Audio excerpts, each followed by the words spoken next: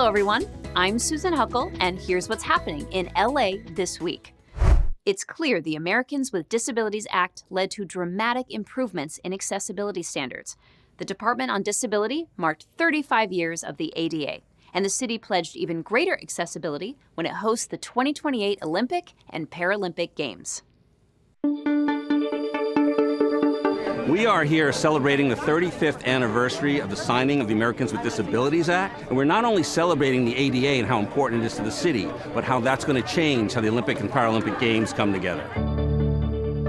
In the 6th District, we are so excited that we are going to be hosting a multitude of games at the Sepulveda Basin. So while that isn't a location for the Paralympics, we are looking forward to making sure that every single location, including at the basin, it's accessible for everyone who wants to attend. And that's part of the conversation today as we celebrate the 35th anniversary of the ADA. Mayor Bass signed a host city accessibility commitment, and this is extremely important. The mayor has just said to all city departments, to all our partners, that accessibility is a prime requirement of the games, and that we all need to get behind it. We all need to work together with our partners, our community partners, the IPC, LA28, and that's what we're all about. So I think today is really a sea change for how the city addresses accessibility. The ADA Act is such an important piece, not only in the city of Los Angeles, but really for our department, the Department of Recreational Parks. We've been trying very hard to make sure all of our programs are inclusive, and so that every Angelino, whether they have disabilities or not, can participate in our programs. We have an amazing adaptive program that just addresses those types of needs, and so we're very excited to be here in a supportive role to the Department of Disability. Our city recognizes that we have persons with disabilities who need to be represented, their needs being met, and that's what our commission does. So it's come a long way, but still there's a lot of work to do. It's a challenge, but we're going to do it. Right, George? Yeah, letting the whole community and the world know that Los Angeles is a very accessible place, and they're all welcome to come, whether you're disabled or not. Los Angeles is a place. I very much hope that the next 3 years will be focusing on preparation for those games in a way that will lead a lasting legacy for generations in the development of our infrastructure, improvements to our public right-of-way, and also changing hearts and minds about the disabled community as well. For more information about the Department on Disability and the work we're doing with all our city family, you can go to disability.lacity.gov, see our website, learn about our work, learn about our commission, learn about our major projects, and join us as a community partner to make LA the most accessible big city in America. CAL FIRE recently updated the Los Angeles fire hazard maps, and that means new ordinances for homeowners to follow. The Los Angeles Fire Department explained what's new with brush clearance requirements and enforcements. The brush clearance unit for the Los Angeles City Fire Department is a unit within the Fire Prevention Bureau that looks at all the properties, whether they are developed with houses or whether they're vacant land, that all reside within a fire hazard severity zone. And that zone is required to be inspected for compliance with the state law for brush clearance annually. We facilitate those inspections to make sure that every fire season, the community and the constituents are safe from wildfire. The start of every season in brush clearance begins with an informational mailer. A lot of people get this confused with a notice. It's not a notice, it's not a violation, it's information. None of that information is being enforced. And when I say enforced, we are not citing a violation. We're not giving you a fiscal penalty for non-compliance. It's to get everyone involved. Start changing your thinking on the way brush clearance has been done for the last 60 years. The previous model for brush clearance has always been an assessment of your property within 200 feet of a structure. Everything from maintaining your grass and weeds down to 3 inches, maintaining 10 feet of roadside clearance, taking an assessment of trees, making sure they're lifted 6 feet off the ground, making sure you have 5 feet of vertical clearance over a roof. Why 5 feet? That's for us. something happens, we need to get on that roof and have it be unobstructed. If you are unsure what all of those clearance requirements are, you can go on to vms3.org, click on the tab that says clearance requirements. You will see 14 items that are bulleted. Those are all of the clearance requirements that are in effect. That is what you are responsible for in 2025. The CAL FIRE maps have been around since 2014. That was the last time they were updated. That map has now been updated by the state. This new model uses science-based technology to drive a new map.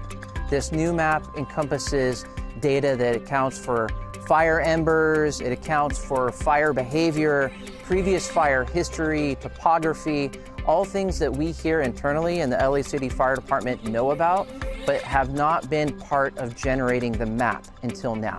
And it is now identified as a fire hazard severity zone. And that zone is broken up into 3 different zones, everything from a moderate to high and very high. The very high zone for the city of Los Angeles has expanded about 20,000 properties. But when you account for the high and the moderate, we're looking at adding an additional 16 million acres of property in the city of Los Angeles. A lot of this is going to take place on the east side of the city. We're also seeing a lot of it in the valley as you push north down to Ventura Boulevard. You'll also see it in Hollywood as you push south down to Sunset. So if you're looking at the state's data right now and you find yourself in an area that hasn't been inspected before, don't worry, you are okay in 2025. We are not coming out to inspect those properties until 2026.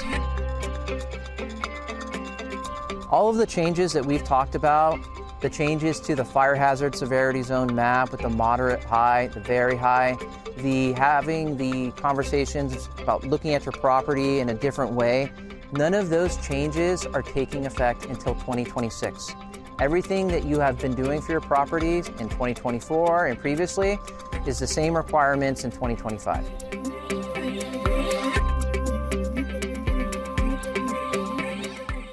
The Los Angeles Police Department highlighted its Custody Services Division. For anyone who has been arrested, this division is the first line of contact. They process, fingerprint, and ensure arrestees get to their court appearance within 48 hours. Custody Services Division is a division within Los Angeles Police Department, which provides compassionate and professional care to arrestees that are in LAPD custody awaiting to go to court or waiting to be released. Custody Services Division assists LAPD in the care for its community. Arrestees that come in here, they're a part of our community as well. Being a detention officer entails a bunch of different things. Our main thing is to get arrestees to court in a timely manner. When arrestees are arrested, they have 48 hours, not including holidays and weekends, to get to court. So our main purpose is to get them to court safely and on time. During the course of their stay, we're feeding them, we're showering them, we're making sure they can speak to loved ones. We're just going to give people a fair shake either way. Whether you're the victim, whether you're the actual arrestee, you're going to get a fair shake when you come through a LAPD detention facility. We'll start off with processing, going in, bringing in an arrestee, fingerprinting them, taking their pictures. We're the first line of contact when it comes down to somebody coming in the jail, because they're going to come in and they're going to be asking a lot of questions. Hey, how long are we going to be in here? And it's all about basically going and telling them the process through. Everybody's different when they come in, and it's all about talking to somebody, being able to understand them. I like working with people, so I love the people. I mean, we get such a wide variety of people here, and we get them at some people at their worst moment in their lives, right? So it's an opportunity to really uplift some people. The compassionate and professional care that we give them really, hopefully, will turn their lives around. A lot of times, people that get arrested, they only get arrested once. They come here and they don't want to come back. A lot of people that are here just for mistakes they may have made, and they won't make it again. Biggest misconception about LAPD is that we don't care about the community. We really care about the community. We care about all citizens. We care about our visitors. We care about immigrants. We care about everyone here, you know. And when I got here, I saw why people can get that conception, because once you're under arrest or you're dealing with an investigation with LAPD, they are very thorough, right? So you could feel maybe uncomfortable sometimes with that, but in the end, just regular human beings just trying to take care of the citizens of Los Angeles as best we can. I don't necessarily want this job to be a necessity, but it is. And I come into work every day hoping that there's less and less people that come in that I have to see. Not because I don't want to work, but because that's the compassion I have for people. A lot of times when I'm releasing someone, I tell them, hey, no offense, but I don't want to ever see you again, especially here. Maybe out and about, we'll run into each other on other terms, but not here. If anyone's looking for additional information to apply for a custody service division, they can go on to our Instagram, and there's a link there that you can follow, as well as LAPD online, follow, or governmentjobs.com, and they'll give you more information. In the wake of ICE raids across the city, many street vendors are too afraid to sell their wares. At a recent event, Homeboy Industries offered a safe space and hope when they hosted the Puestos in support of street vendors. Today, we're here in Council District 1 with Homeboy Industries. Homeboy Industries and their members have organized what's called Hope Alley. So they're bringing out here street vendors who have been impacted by the federal immigration raids to do a food sellout.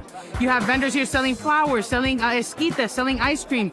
And the point is to give vendors and their families a safe place to vend, because the situation right now in our streets is very difficult and very terrifying for a lot of our street vendors. We're seeing people being kidnapped off our street by masked federal agents who are not identified. So this is such a beautiful moment to see Homeboy Industries, the members here stepping up to stand up for their communities. We wanted to offer for members of the community who are too frightened by the ICE raids and fear of detentions and deportations are staying inside their homes. And so we said, well, we'll have your puestos and we'll sell on your behalf. If fear is what keeps them in their homes, and then hope is kind of the alternative to that. At Homeboy, we always talk about hope has an address, and so we're trying to offer to the city of LA. We also want to announce how morally reprehensible it is that folks are being separated and children from their parents and families ripped apart. So that's why we're doing this. It was very important for me to show up to this event because I am a daughter of a street vendor. So everything that is happening here in LA, it breaks my heart. And I know very much that street vendors already go through so much. And to just see what's happening and how they're being impacted, it's so beautiful to see the community come out and support. And so we're out here with Brown Issues selling some t-shirts, where it is our hope that people come out and buy these t-shirts so we can fundraise $5,000 that will go straight to Homeboys Industries Hope Alley event. So far, I see the community coming together, which is a beautiful, beautiful thing. And I mean, everything, selling out, and it's amazing. And with everything going on right now, I know some people are in fear, but for all of us to be able to come out today and show up and show out for LA, we're standing for what's right, and we're standing to support the people. Because everybody's looking for ways to resist the cruelty of this moment. And then this feels like homies and homegirls from, again, different neighborhoods who are connected to a higher love, a higher purpose, and something beyond themselves. And so it's win-win-win all over the place.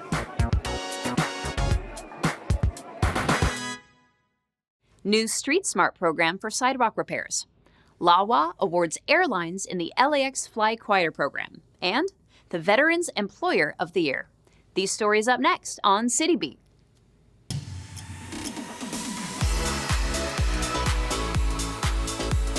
Councilmember John Lee has officially launched a new pilot program to address sidewalk repairs in the northwest San Fernando Valley. The pilot program, known as Street Smart, will begin in Granada Hills with an initial investment of $200,000. The pilot will take on sidewalk repairs through the council member's office, using small crews to deliver faster and more affordable results. According to Lee, the program is proactive, fixing damage before it worsens or becomes more expensive to repair. Lee added that the Street Smart pilot would reduce trip hazards, lower long-term costs, and make neighborhoods safer for everyone. For more information, visit cd12.lacity.gov. Los Angeles World Airports, LAWA, has announced the winners for the 2024 LAX Fly Quieter program. The program is designed to encourage airlines to pursue noise abatement and take voluntary noise reduction measures where feasible. Noise levels are monitored in residential communities, and carriers must limit their early turns, certain nighttime departures, and maintenance engine run-up at night. According to LAWA, choosing to fly quieter supports a shared commitment to safe, efficient, and sustainable operations at Los Angeles International Airport, LAX. In the major airline category, United, American, and Southwest were awarded gold, silver, and bronze, respectively. For more information, visit lawa.org/news-releases. The Los Angeles Department of Water and Power, LADWP, has been recognized as the 2025 Veterans Employer of the Year. The award from the California Employer Advisory Council commended the LADWP for hiring, training, promoting, and retaining U.S. military veterans. According to the LADWP, military training fosters discipline, leadership, and a work ethic that can transfer to utility roles. In addition, flexible work arrangements are made for those in the military reserves. In 2024, the LADWP established the Veterans Alliance for Leadership, Outreach, and Recognition, or VALOR, to focus on veteran employees. The group now has 200 members. For more information, visit ladwpnews.com.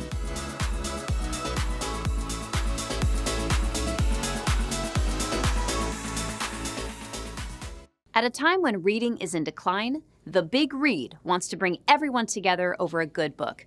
It's like one big book club or reading group, which connects everyone to the larger cultural themes of life in Los Angeles. The NEA Big Read program is the National Endowment for the Arts program. The National Endowment for the Arts is a federal agency that supports and advocates and advances culture, arts in the United States. The goal of the Big Read is to inspire reading and to bring communities together through a shared good book. The NEA commissioned a study of literacy and reading in the United States, and it was noted that reading was on a decline. As we know currently, reading is a lifelong skill that's going to benefit each of us. How the program works. Los Angeles selects a book based really on what is important to us, what are the issues that we're dealing with, and really what is our programming potential. So what we do is that we offer a book for free to every single reader in Los Angeles that wants to read the book. The program is really divided into two phases. The first program is reading. We have like the largest, most exciting, fun, dynamic book club in Los Angeles. We host reading groups at different community spaces. We have focused on novels, poetry, essays. After the book is read, then our partners host public programs throughout Los Angeles. So for example, if you're reading a book and you want to go to a museum, that museum likely has an activity that is tied thematically to the book. There are music festivals, book festivals, film screenings, art workshops, exhibitions, concerts. What the program really wants to do in Los Angeles is that we want to offer readers the opportunity to read a good book, to connect with each other, and then to go visit places that are cultural places, historic places where they can connect and have an even more rich and intense experience of the story, the author, or the book's themes. The way that Angelinos can participate is they call Cultural Affairs or they check out our website and they have information about where the Big Read is. They can ask for a book. The books are free. They can go to any of our program partners, which are throughout Los Angeles, including the library, the public schools. We have a program that not only offers reading for pleasure, but we seek to bring people in civically, to make them aware of city programs, how we connect with one another, to be more mindful about the world around them.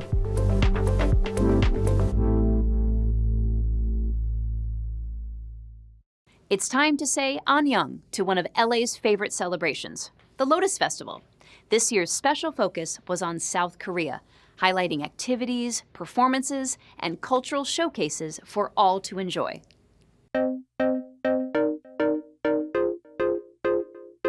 So we are here at Echo Park Lake in the heart of CD13. celebrating another edition of the Lotus Festival. And this year we are celebrating South Korea, part of the culture. We love the food, we love the K-pop dramas, so we're here to celebrate everything they bring to the city. This is a big event for the City Department of Recreation and Parks. So it's something we do every year, supported by our council office, CD13, CD1, and CD10 this year. So we're very happy to bring this event free for the whole community and whole public. The event includes 2 stages with a variety of entertainment from the Asian and Pacific Islander communities, as well as various food vendors. We have a children's area, as well as various vendor booths. So this is an annual event, just really just bring out the community to celebrate the diverse cultures within the city of Los Angeles.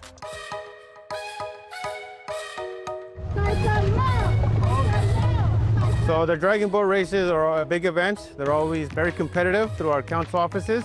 So it's a good way to come out here and show the community that we can still have fun.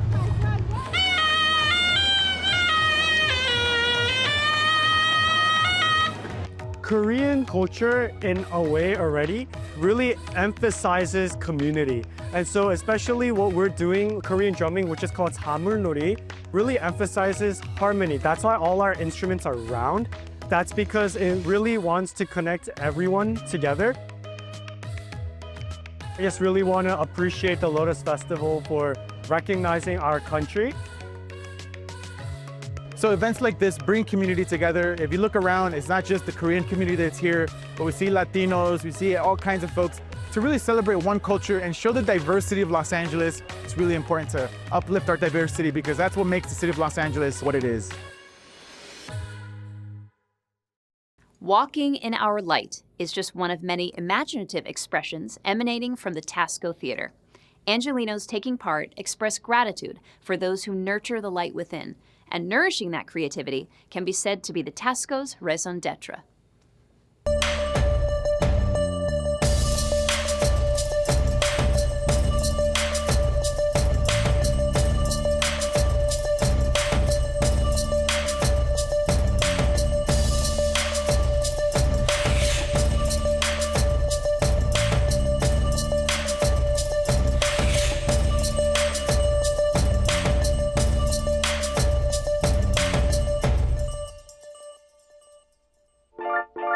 The Taxco Theater is located in Canoga Park. There is so much already here to offer. Cultural events, performances. Folks do annual Dia de los Muertos festivals. There is art walks. There's musical events. There's jazz. And I feel like we have the privilege to be added in that offering. The space had been left a little bit weary.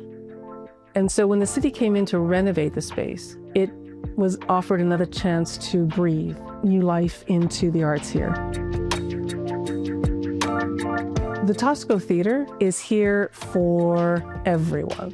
It is here for young artists who are just starting out, to the professional artists who are here to dream up their new vision. And we're here for the community at large at all of our community events. One of our signature events is called Walking in Our Light. This idea of how we help people to encourage them to think about the light that they bring and to show appreciation for those who help to nurture that light. So from that idea, we thought, well, let's walk in our light. Let us have stories along the way where people can stop and hear performances and storytelling of other people saying, this is my light, this is how I shine it, and these are the people I want to show appreciation to. So we do this walk around the block, and then we end up with a little gathering, performances inside, and lots of time to just reflect on, yeah, this is my light, you know, and these are the people who've helped me get there. Our communities don't always see what the city of Los Angeles provides them, providing access to the arts. Says to me, that's a city that's proud of the stories it wants to tell, the people who want to tell them, and the ways that they want to tell them. A space like this gives opportunity for folks of all ages, cultures, experience to say, I can be seen, I can be heard. And I'm walking in these doors and it feels welcoming, it feels nurturing, and people are excited to listen to me and to hear me. We don't have that all the time. So it's a live space that's here to welcome and nurture those sparks of inspiration and vision. There's a few ways to find us. We are always on social media. So we are on Instagram. We have a Facebook page. You can go to the Department of Cultural Affairs, their website. You'll find the Taxco Theater. It may take a few clicks here and there, but we try to stay present in any way that we can. In this week's Things to Do, head to Little Tokyo for the Nisei Week Grand Parade. Learn more about LA's aqueduct and catch up on the movie adventures of Sonic the Hedgehog. All this up next on Things to Do.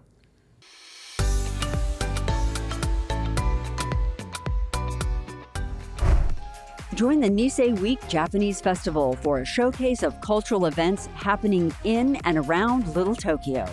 On Sunday, August 10th, it's the Nisei Week Grand Parade.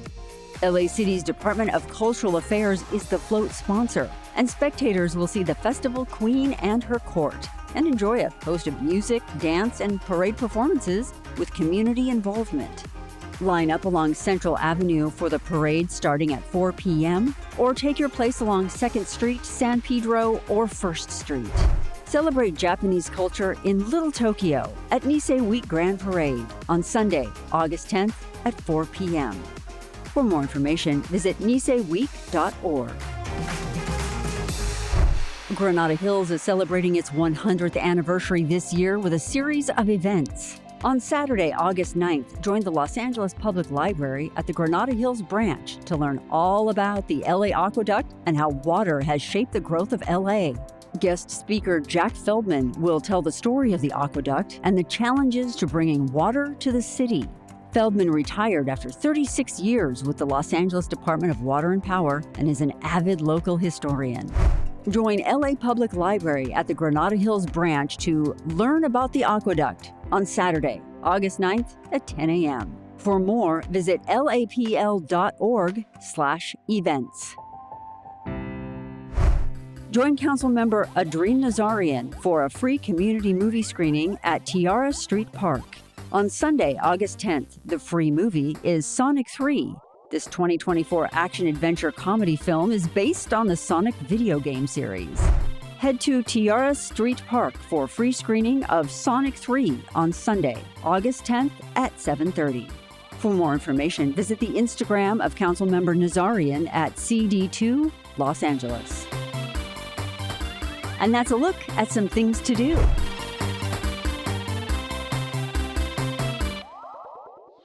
And that's all for this week. I'm Susan Huckle, and from all of us here at LA This Week, thank you so much for joining us.